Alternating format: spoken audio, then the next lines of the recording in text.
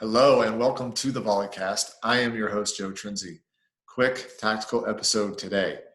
Before we get into that, just a quick announcement. We've locked in our next webinar, our next premium webinar. We got Jeff Liu and I teaming up for the nerdiest webinar you'll ever see.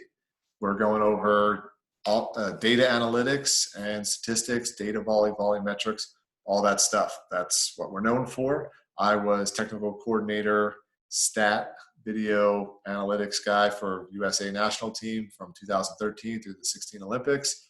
Jeff's been filling that role. He took over in 2017. So we got two guys with a lot of experience on that. And a lot of teams are taking this opportunity right now, especially collegiate programs, to do some analytics and dive into some stuff that they didn't have time to do. We heard John Newman talking about that. We heard Dave Hunt talking about that.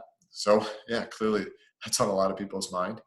And Jeff and I are running a session to help with some real specific takeaways for how we're conducting analysis. We'll outline our framework to pre-match analysis and some of the stuff that we do there, post-match analysis, season analysis. We'll outline some of our frameworks, but the big value of this webinar is going to be just some real specific brainstorming, specific solutions for how to run some of these off-season analytics projects. So this is sort of a high-level kind of deal. It's not really an introduction to volleyball statistics. It's more for people who have some familiarity with data volley or volumetrics, and you want to use these tools to run some of this analysis here in the off-season in order to hit the ground running. So I have 2 hours, and we'll work with you on that. So you can see those links. We'll have them up at the Volleycast or on Scout VB in the shop there. And without further ado, just kind of get into this. A couple thoughts on distance coaching and running webinars, and or however you want to call them, Zoom meetings, distance practices, all that stuff. Here's some things that I think have been making these going well. I've been doing, obviously, some of these premium webinars for coaches, been doing this Volleycast thing, obviously, and then also just working with some players, whether it's juniors clubs that are still trying to keep some things going or whatever it is. Here's some things I think have been helping them go well. Number one, have a defined time limit.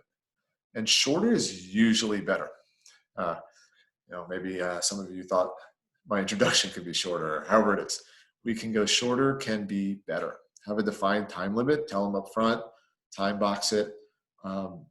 I think depending a little bit on what you're doing and your familiarity and the player's familiarity with the material, it's going to depend somewhere between maybe 30 minutes and 2 hours. 2 hours is a long time.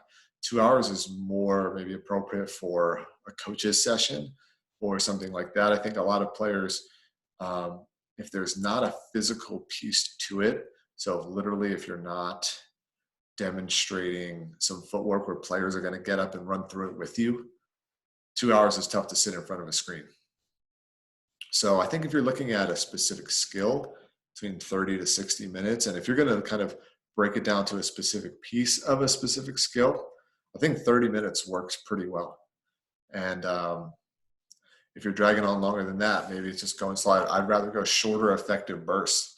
And if they can be a little more frequent, I think there's a lot of evidence show learning's a little bit better there. Secondly, also, I think provide a structure. I like a three-part structure. If you can divide things into threes, very easy to remember. But there's some skills or some topics you're going to cover that not always lend well to a three-part structure. But just think about how you're going to present this material. Outline it beforehand. Hey, here's what we're going to learn. Then you walk it through them. Do it. We do part one. We do part two. We do part three. And at the end, review it again. There is maybe a little something lost in translation when you're using these digital tools, these online tools. It's not quite the same. You can't see you can see a lot of the facial expressions, but you have to check for understanding a little bit more than maybe you're used to when you're on the court. Checking for understanding is one of the most important things that a lot of coaches don't always do. We always tend to assume that our players have learned what we've told them. And we often need to check for understanding when we're on the court more. And especially when if we're going to do some of this distance coaching, it's a new format for us. It's a new format for our players. we need to do even more checking for understanding. So make sure, tell them what they're going to learn, teach it to them, and then review what they learned afterwards. And, to make that review successful, have some structure to the review. So something you can do, a lot of times when we do seminars, presentations, when I do them with Gold Medal Squared, or I do these college coaching seminars that I'm doing, whatever it is, I like a one up and one down. Hey, tell me one thing that you really took away, and tell me one thing that you feel like you still want to get, or that you didn't get as much out of, or you don't have as much clarity. So first of all, when I do that, if this topic is, hey, if part of that review is tell me one thing that you still don't have clarity on, I may be able to address it right there. So that way that person doesn't walk out of that session feeling like they still don't have clarity on it. So I like that one up and one down structure. That's a really nice feedback mechanism. And you tell them, hey, your one down is not allowed to be, oh, I just wish we had more time because everything was so great. Like, that's not a true one down. A one down is, hey, I didn't get this. I didn't understand this. Hey, one thing that you learned, and one thing that you want to see next time. That's a good piece, especially if you're going to have sessions that you're doing ongoing. Hey, we're going to meet once a week. Or we're going to meet twice a week. Recap. It always should be one thing, one takeaway, one thing that you like, one thing that you're going to immediately implement, whatever it is like that. You always want to kind of narrow your learning on just like one immediate thing so that they really take that away strong. And I like, if you're going to have this continuous thing of, hey, one thing that you want to make sure that, you're excited to see next time that we talk about, because as a teacher, you should have your curriculum.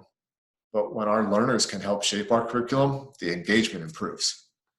So I just did a setting session with some club setters just now, actually just finished it up. And that's kind of how we finished it. Okay, we looked at a specific aspect of setting, and then, okay, what are you kind of excited to see next time? It doesn't necessarily mean that you're guaranteed to get it next time, because, we have a whole group and we got to accommodate the whole group, and maybe I have a structure to a lesson plan. But I really like when learners can help be involved in the creation of the curriculum, because then their engagement skyrockets. And one thing that I really like as part of these sort of reviews with players right now is I'm telling, hey, what's one takeaway that you're going to do next time you get back on the court? Because a lot of players are really itching to get back on the court. They're getting anxious. When am I going to be able to practice again, or something like that? So it's like, okay, what's the one thing you're going to do to kind of give them that light at the end of the tunnel? Okay, all right, when I get back out on the court next time, this is what I'm going to be thinking. This is what we're going to be taking away. All right, so that's, those are three thoughts. Have a defined time limit, provide a structure, make sure you have a review at the end. And I want to hear what's been working well for all of you. Tweet at me at the Volleycast. You can send me an email, joetrenzi@gmail.com. And would love to kind of hear what's been working. And if you have some things that are working well, or you have some lessons learned that didn't work well, I'd love to hear from you and pass them on to other coaches. Keep the learning going. All right. That's all for now. And I'll check back more. We'll be catching up with Dave Hunt. We're going to catch up with some other people, and keep checking back on the podcast. All right.